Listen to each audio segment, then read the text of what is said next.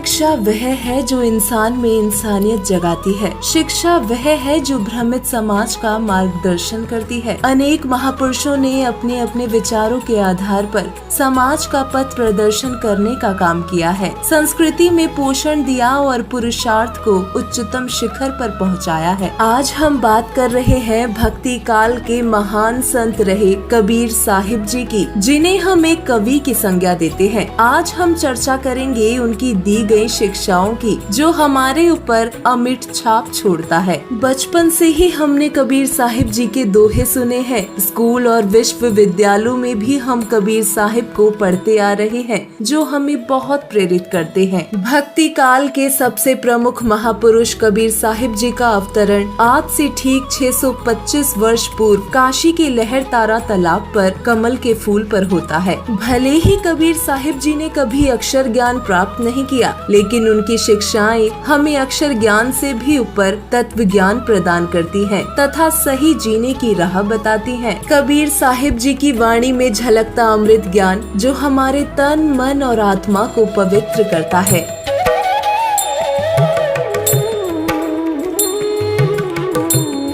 कबीर ऐसा निर्मल ज्ञान है, निर्मल करे शरीर, और ज्ञान मंडलीक है, चकवे ज्ञान कबीर। कबीर साहिब नर के चोले में नारायण ही थे, जो पीड़ित मानवता के कष्टों को दूर करने के लिए व्यक्ति विशेष के रूप में आए हुए थे। जिस समय कबीर साहिब जी का अवतरण होता है, उस समय समाज की स्थिति बड़ी दयनीय थी। समाज में सांप्रदायिकता तथा धर्मांधता अपने चरम सीमा पर पहुंच गई थी। राम रहीम एक दूसरे के रक्षक न होकर भक्षक हो गए थे। ऐसे समय में कबीर साहिब ने कर्म क्षेत्र में प्रवेश किया। कबीर साहिब ने उस धर्म की स्थापना का प्रयत्न किया जो हिंदू मुसलमानों को ही नहीं बल्कि पूरे मानव समाज को मान्य हो। कबीर साहिब जी ने हिंदू तथा मुसलमान में फैले हुए भाईडाम्बरों का डटकर विरोध किया। उन्होंने जाति पाति, ऊंच नीच, ब्राह्मण, शूद्र, हिंदू, मुसलमान सभी भेदभाव को मिटाने के लिए रक्तहीन क्रांति की। उसका प्रभाव समाज पर पड़ा और भेदभाव की खाई बहुत कुछ पड़ती हुई दृष्टिगोचर होने लगी। जब कबीर परमेश्वर काशी में प्रकट हुए, उस समय हिंदू व मुसलमान दो प्रमुख धर्म हुआ करते थे। इन दोनों धर्मों के धर्म गुरु, पीर, काजी, मौलवी, पंडित, ब्राह्मण व आचार्य अशिक्षित भोले मानव समाज को अपने अज्ञान से भ्रमित कर आपस में लड़वाते रहते थे। जिस पर कबीर साहिब भक्त समाज को समझाते हुए कहा करते थे,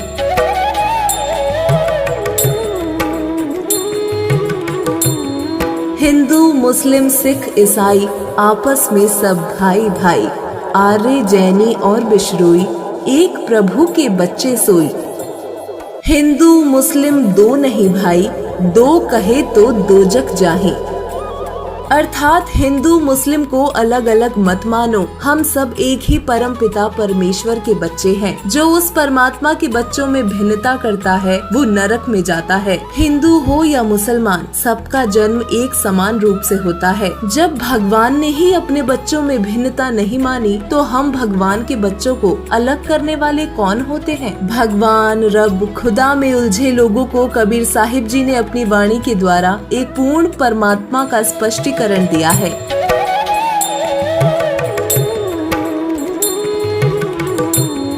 हिंदू कहे मोही राम प्यारा, तुर्क कहे रहमाना, आपस में दो लड़ी लड़ी मुई, मरम न को जाना। कोई कहे मेरा राम बड़ा है, कोई कहे खुदाई रे, कोई कहे ईसा मसीह बड़ा है, ये बाटा रहे लगाई रे। अक्षर पुरुष एक पेड़ है, निरंजन बाकी डार, तीनों देवा शाखा है, ये पाक रूप संसार। इतना ही नहीं, कबीर जी ने दोनों धर्मों में हो रहे पाखंडवाद, मूर्ति पूजा का भी डटकर विरोध किया। हिंदुओं के पाखंडवाद का इन वाणियों के द्वारा विरोध किया।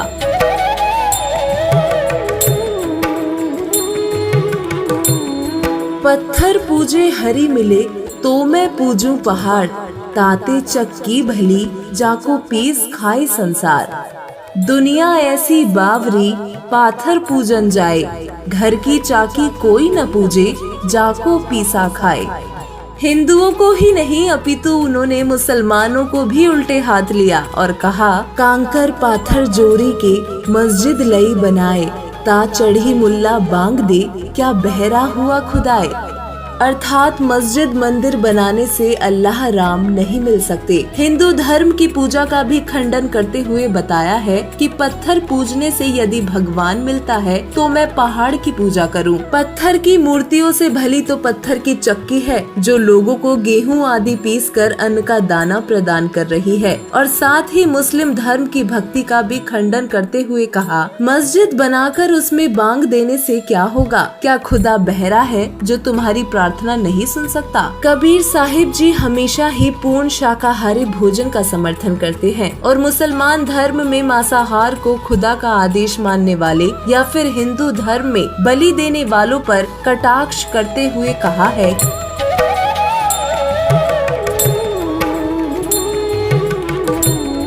कलमा रोजा बंग नमाज कद नबी मोहम्मद कीना, कद मोहम्मद ने मुर्गी मारी कर्द गले कद दीना। नबी मोहम्मद नमस्कार है राम रसूल कहाया, 1,80,000 को सौगंध जिन नहीं कर्द चलाया। रोजा बंग नमाज दई रे, बिस्मल की नहीं बात कही रे, गला काटी कलमा भरे किया कहे हलाल, साहिब लेखा मांग सी तब होसी कौन हवाल। जो गल काटे और का अपना रहे कटाए, साईं के दरबार में बदला कहीं न जाए। कहता हूँ कहीं जात हूँ कहा जुमान हमार, जाका गला तुम काटी हो सो फिर काटी तुम्हार। कबीर सोई पीर है जो जाने पर पीर, जो पर पीर न जाने सो काफिर बेपीर। ये सब दोहे व वाणी संकेत करती हैं कि अल्लाह या भगवान का आदेश मांस खाने का नहीं है और जो मांस खाता है, जीव हिंसा करता है या पशु का गला काट कर हत्या करता है तो अगले जन्म में उसे ये सब भुगतना होगा। नबी मोहम्मद मुसलमान थे पर कभी मांस नहीं खाया। आज केवल मुसलमान ही नहीं बल्कि हर धर्म का व्यक्ति मांस खाने लगा है और पाप का भागी बन रहा है। किसी भी धर्म के सदग्रंथों में मांस खाने का आदेश पूर्ण ब्रह्म भगवान का नहीं है। इन सभी के अलावा और भी बहुत सी व्यवहारिक शिक्षाएं कबीर साहिब जी ने हमें प्रदान की हैं, जिससे हमें ये पता चलता है कि हमें समाज में कैसे रहना चाहिए, हमारा व्यवहार कैसा होना चाहिए।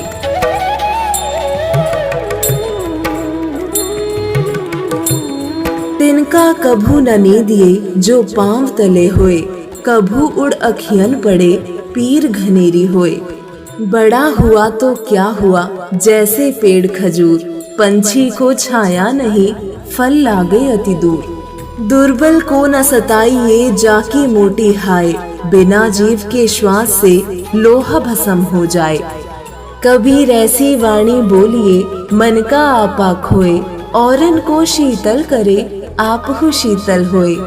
कबीर परमेश्वर की इन सभी वाणियों से हमें ज्ञान होता है कि हमें अपने जीवन में कैसा व्यवहार करना चाहिए, कैसे किसी से पेश आना चाहिए, किसी की निंदा न करना, जाति पाति न देखना, भेदभाव राग द्वेष न करना, अभिमान न करना, प्रेम की भाषा का प्रयोग करना, दुर्बल को न सताना आदि आदि बहुत सा व्यवहारिक ज्ञान बताया है, जिसे हमें अपने जीवन का आधार मानकर चलना चाहिए। कबीर साहिब सचमुच में एक क्रांतिकारी समाज सुधारक थे। क्रांतिकारी प्रवृत्ति के द्वारा समाज में एक महान परिवर्तन लाना चाहते थे। व्यवहारिक ज्ञान के साथ साथ परमेश्वर कबीर साहिब जी ने सबसे महत्वपूर्ण ज्ञान सद्भक्ति का दिया है, जिसके बिना जीवन व्यर्थ है। इसे आध्यात्मिक ज्ञान भी कहते हैं। आध्यात्मिक ज्ञान मोक्ष प्राप्त करने का मूल ज्ञान है, जिसे यदि सद्गुरु की शरण में आकर समझ लिया जाए तो मोक्ष निश्चित है तथा वर्तमान जीवन भी सफल है और सब प्रकार के दुख, कष्ट, रोग व जन्म मृत्यु के कहर से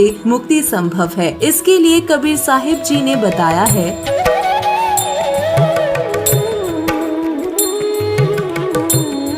कबीर मौत भूल गया बावरे, तने अचरज किया कौन, तन माटी में मिलेगा ज्यों आटे में लोन।